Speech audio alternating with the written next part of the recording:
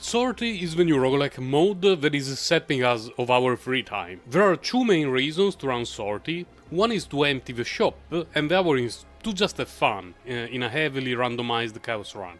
The shop is clearly a very alluring part of Sortie mode, but do not let the save data crafting materials distract you from the fact that this shop is extremely efficient even for potential materials. It's actually a better investment of our daily energy than running the potential simulations, unless there is a double drops event, in which case the two are pretty comparable. Save data mats are absolutely phenomenal and you want to purchase all the time limited ones ASAP. Then use your black mass according to your needs. I've been scammed very hard by the Abyssal Core. The pool of Divine Epiphanies is very large, so I dumped over 20k of mass on Abysmal Cores only to keep getting the Agony, increased damage, increased tenacity damage over and over again. It can definitely be valuable, but you gotta pray the RNG god will be on your side. Colorless Core, on the other hand, is goated. The pool of common epiphanies is fairly limited, and it took me very little time and currency to modify all these devil dice. Of course, on each of them, I got Fortitude and Resolve multiple times before hitting Morale. I'm sure there is nothing shady going on, right, Smilegate? Right? Core of Potential is really expensive, but it can be the savior of a save file. Let's say you're building Veronica, and on Repose you hit the Divine Epiphany 4 plus 1 action point or Draw, they're both great, on one of the base Epiphany versions of the card that you do not like. You could still do your run, get your copies, then in post-production change all your Repose cards into the zero cost version that draws 2. This is very costly in terms of black mass, but if it allows you to have the save file that you want and you're done for the season, I reckon it's worth it. Since black mass is such an important resource, we should try to maximize the income.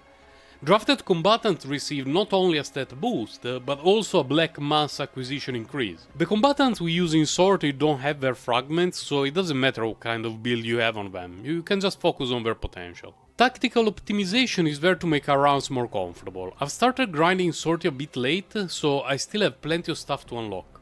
I'm focusing on nodes that make my combatants stronger, since these makes runs a bit easier and provide more consistent clears.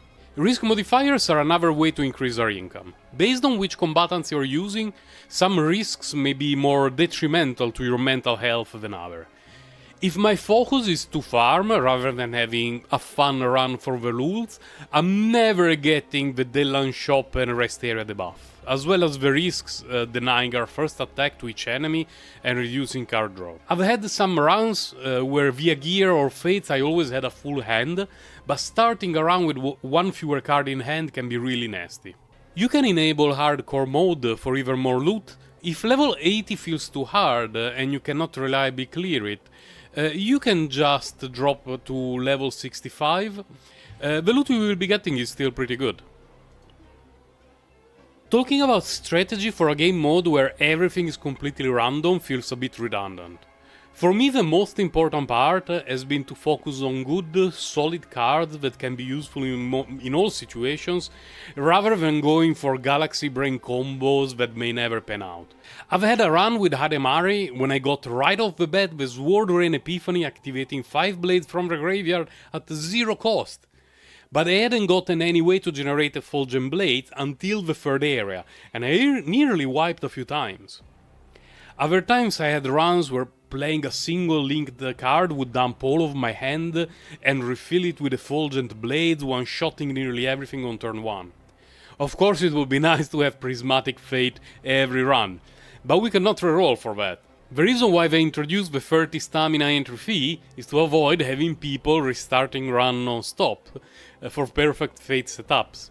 I understand that from a developer's perspective, but if I want to do a fun run at risk 30 hardcore and I get killed before the first boss due to bad RNG, it just feels really bad, man. Smilesgate seems to really care about this game mode, considering they even had a tournament with fat prizes for it. I personally wish there was a Sortie mode with no score, but we could run for free just for fun or playtesting different strategies. This is the first iteration of Sortie mode, so Let's see if I will make some changes to it in the near future. It's so over. It's so over. It's so unbelievably over.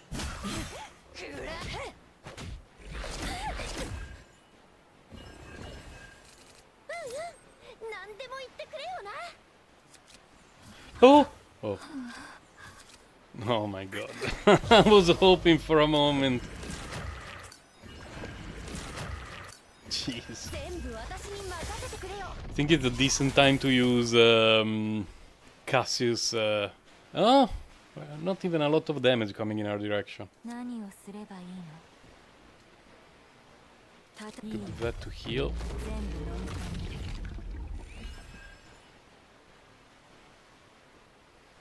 With that being the case, we save his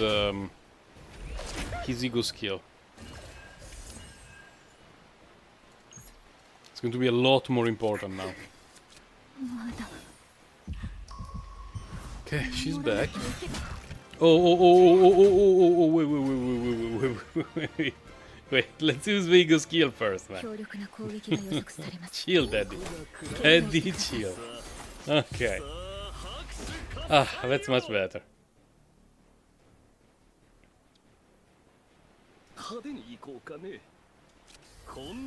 Like that one, so we take even less damage.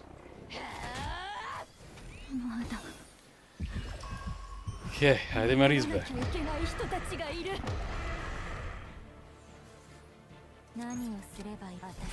That one goes down.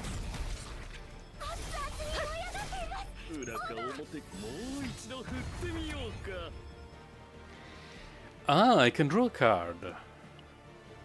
One cost.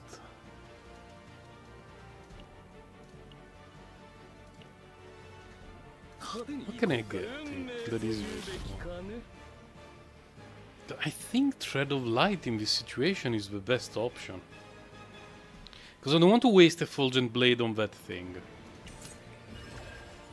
Yeah, he's dead.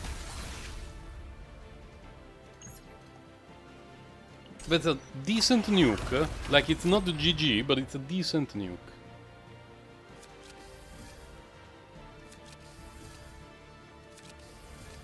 Two on the walls. Okay.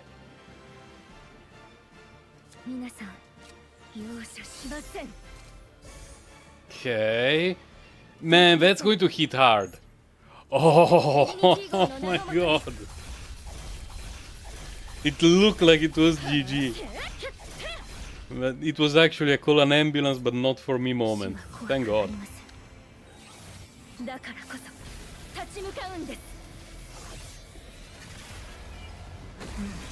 GG! Oh, some loot. とても素敵な式でしたわ。